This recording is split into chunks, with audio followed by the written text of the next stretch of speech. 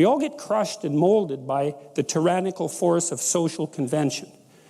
But at least in principle, the benefit is worth the cost. And then it's also up to you to make sure that you don't sacrifice more to the group than you should. And you can start to tell if you're sacrificing more to the group than you should because you start to become resentful of other people.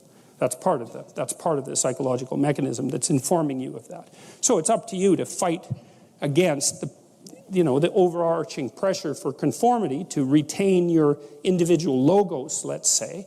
But that's sort of your problem. It's like the group wants you to behave. Now, if you could behave and be creatively productive, so much the better, but that's pretty damn rare. So the group generally tends to settle just for behave, and there's a tyrannical element of that, but what the hell's the alternative? It's, our society is based on consensus, and the consensus is based on the sacrifice of a certain sacrifice of individuality, even though individuality is absolutely necessary as a revitalizing force for the society. Many times you get your choice boils down to picking the least bad option. And if that's all you can do, if that's how life is revealing itself to you, it's like, well, more power to you. The least bad option, that's the best you can do. And it's good enough, especially compared to the alternative, which is the most bad option. So, all right, now,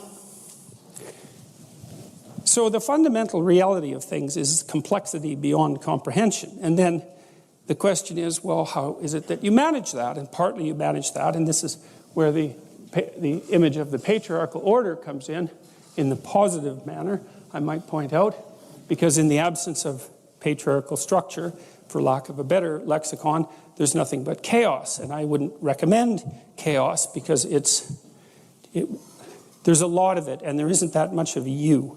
And if you think you can handle it without an a priori structure and without a sociological structure surrounding you, then you don't know anything at all about human beings. Because one of the things I've noticed, for example, is that it's unbelievable the degree to which our sanity depends on a functioning sociological structure. And here's why.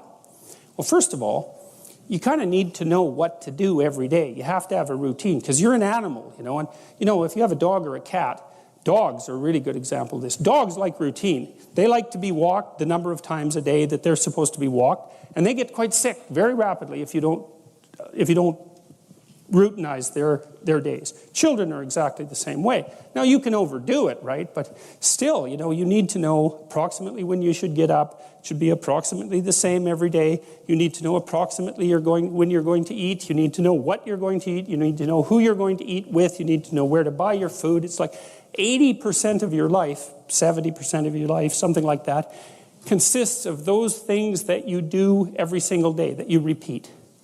And those are often the things that people think about as the trivial elements of their life, but one of the things I would like to point out to you, if you do the mathematics, I did this with a client of mine who was having a hard time putting his child to bed. They were having a fight every night. And I knew by that time, the studies indicate that most parents only spend 20 minutes per day of one-on-one time with their child. Now, the reason for that is that people are busy, and it's actually not that easy to parse out 20 minutes of one-on-one time. It's a lot bloody more time than you think. But that's all there is, 20 minutes. And he's spending like 40 minutes a day fighting with this kid, trying to get the kid to go to bed. And that's not very entertaining. You think, well, it's just having a scrap with the kid about going to bed. But it's no.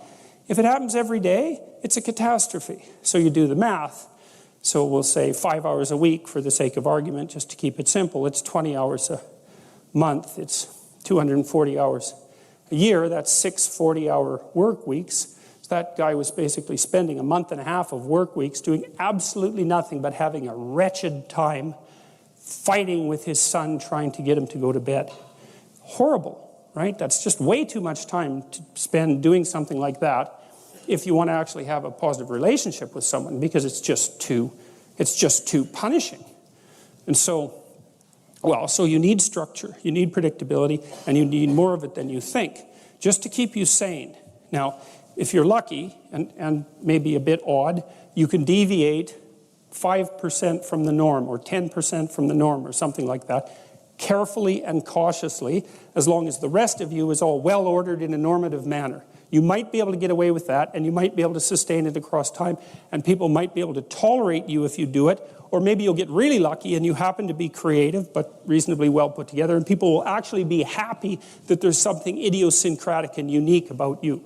But even under those circumstances, mostly what you want is to have a routine that's disciplined, that's predictable, and bloody well stick to it. You're going to be way healthier and happier and saner if you do that. And then the other thing that you need, because this is one of the things the psychoanalysts got wrong, I think, is that they overestimated the degree to which sanity was a consequence of being properly structured internally, you know.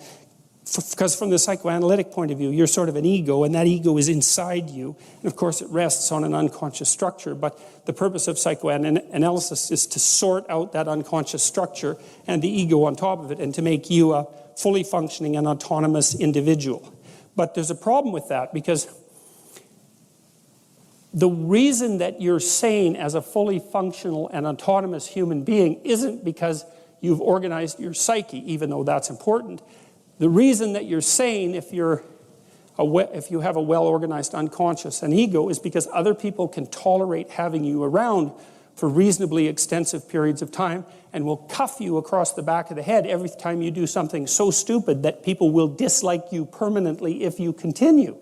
And so what people are doing to each other all the time, just non-stop, is broadcasting sanity signals back and forth, right? It's like you smile at people if they're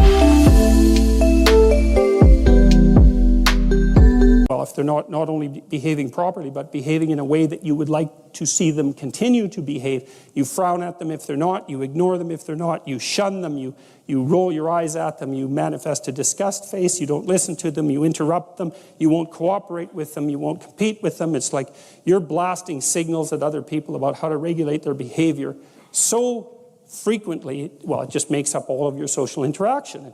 That's why we face each other, and we have emotional displays on our face, and we're looking at each other's eyes, and we know as much as we can about what's going on with each other, given that we don't have immediate access to the contents of their consciousness. And so partly what you're doing with your routine is establishing yourself as a credible, reliable, trustworthy, potentially interesting human being who isn't going to do anything too erratic at any moment. And everyone else is around there tapping you into shape, making sure that that's exactly what you are.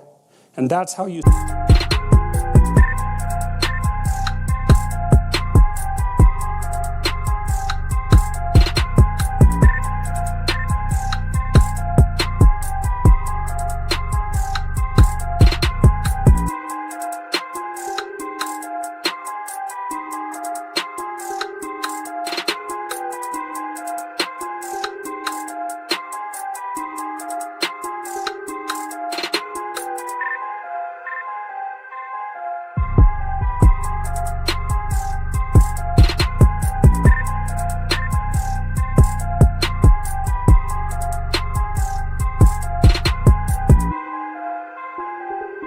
stay sane. And so what happens to people too, if they don't have a routine and they get isolated, is they start to drift.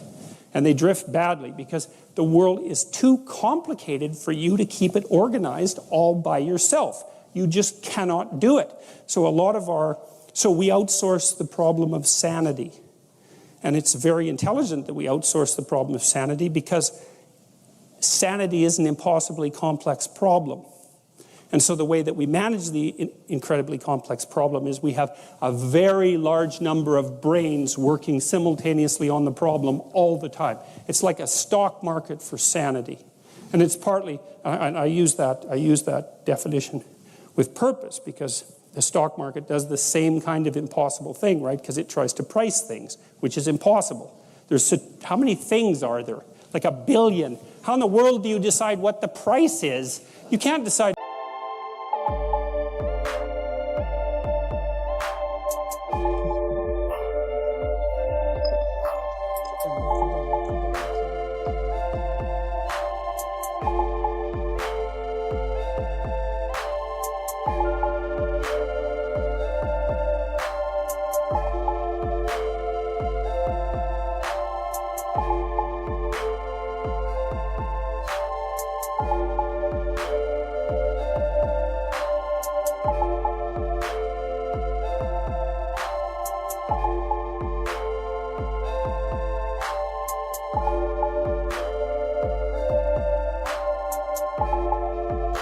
What the price is. That's why you have a stock market. Well, in a free market, I mean for consumer goods, is everyone's voting on what the price of everything is all the time, and that's the way we figure it out, because it's technically impossible. That's partly why the stock market explodes now and then, and there's bubbles and all that sort of thing. But anyways, the point is, things are chaotic. It's like, as far as I'm concerned, I'm taking stock. What is it that's okay about me and what needs some work? And you got to watch to not be too self-critical when you're doing that too, because that can just be another kind of flaw. And then the next is, okay, well, where are you going? What's your destination? Well, and that's what the frame is. Now, you could do that in a very sophisticated way. And you do that by thinking consciously about who it is that you are in an articulated manner and where you want to go and why and how you're going to get there. And people hardly ever do that. That's come as such an absolute shock to me as an educator,